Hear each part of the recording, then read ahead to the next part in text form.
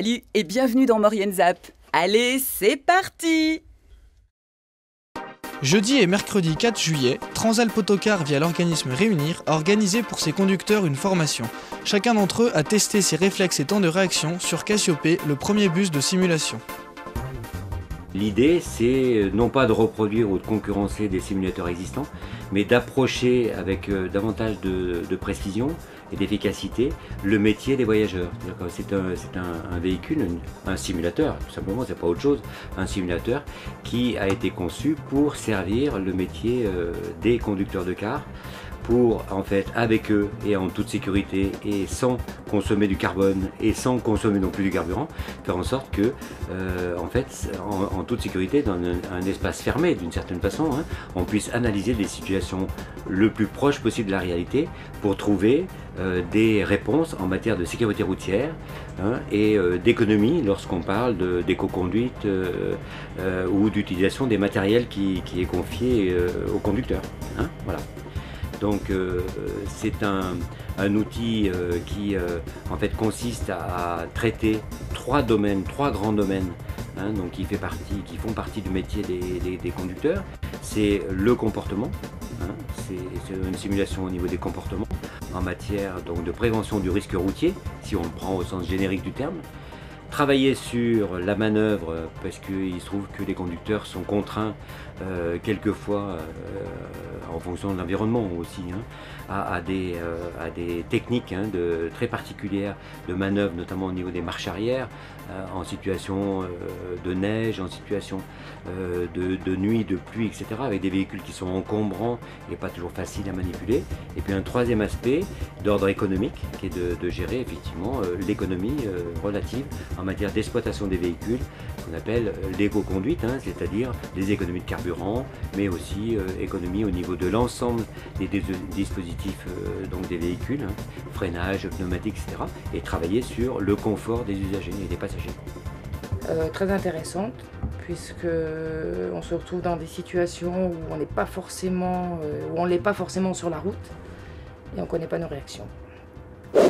Et un petit rappel au fait qu'il faut toujours être attentionné à un tas de choses. Les clignotants, les feux, tout.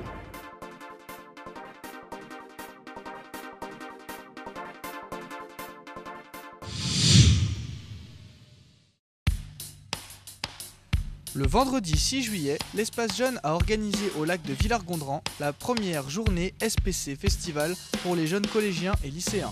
Donc je suis nouvelle recrue dans l'équipe d'animation jeunesse à l'Espace Jeune à Saint-Jean-de-Maurienne, employée donc qui dépend de la communauté de communes Cœur de Maurienne, qui comprend une quinzaine de communes aux alentours de Saint-Jean. Et on est sur une mission d'animation et d'activité pour les jeunes, donc collégiens, lycéens majoritairement. Et là aujourd'hui on est sur les lieux de la première édition du SPC Festival, donc SPC pour sport, plage et concert. Et voilà, donc une journée conviviale, gratuite, en entrée libre pour tout le monde, vraiment pour tous les âges, avec des ateliers de différents sports de plage au maximum. Donc là aujourd'hui on a du beach volley, on a du beach rugby, de la pétanque, du handball. On a aussi un intervenant qui est là pour une fresque participative de graffiti, où les jeunes peuvent venir et participer et peindre sur la fresque, qui sera ensuite conservée à l'Espace Jeune. Et on a ce soir des concerts avec, sur les premières parties, des groupes de jeunes qui se produisent dans nos projets Artis Studio, qu'on suit toute l'année pour leur répétition et leur évolution, et à qui on offre une chance de se produire sur scène.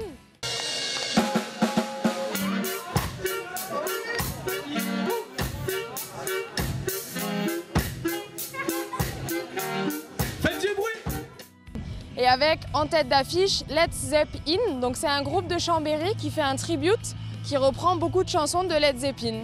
Et c'est des concerts gratuits. Donc on a organisé cette journée en partenariat avec la prévention. Donc on a une antenne d'addictologie qui est là aujourd'hui et on a toutes les personnes qui s'occupent de la prévention sur Saint-Jean-de-Maurienne. J'ai plus les noms des organismes exactement, mais voilà. Voilà, on a prévu tout ça avec eux et avec la participation de ces personnes pour être sûr que tout soit bien encadré, que les gens soient bien informés et voilà, que tous ceux qui veulent venir aujourd'hui au lac de Villars-Gondran puissent avoir accès à de l'information à des personnes qui répondraient à leurs questions sur les sujets divers. Le temps est assez propice puisqu'ils avaient annoncé de la pluie, donc là on a un meilleur temps que prévu.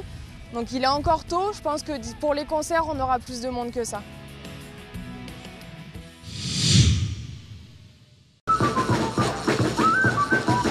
Le mercredi 6 juillet, sur l'esplanade du théâtre Gérard Philippe de Saint-Jean-de-Maurienne, a eu lieu le ballet folklorique de la fanfare de la Paz, originaire de Bolivie.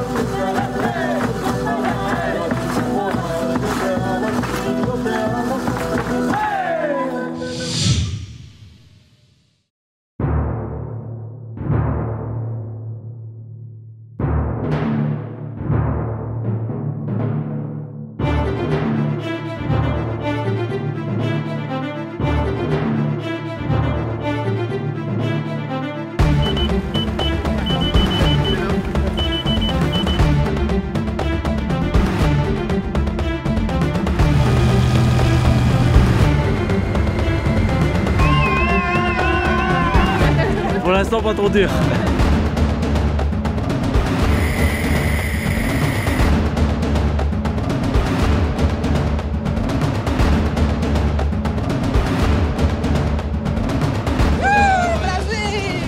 Le plus dur n'est pas encore fait.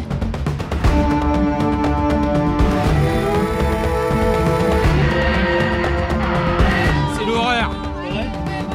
Je me demande ce que je suis venu glander là.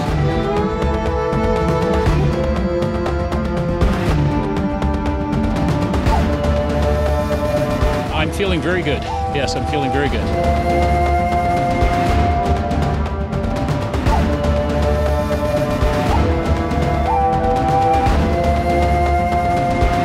Vous voulez de l'eau? J'ai 2 morceaux de doigts à la place des jambes. J'ai envie de vomir. J'ai des crampes depuis le haut de la Madeleine. Mais voilà, on s'accroche.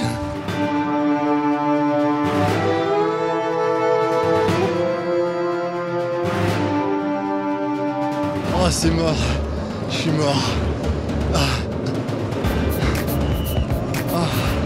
Je peux plus. Formation en vue de l'équipe.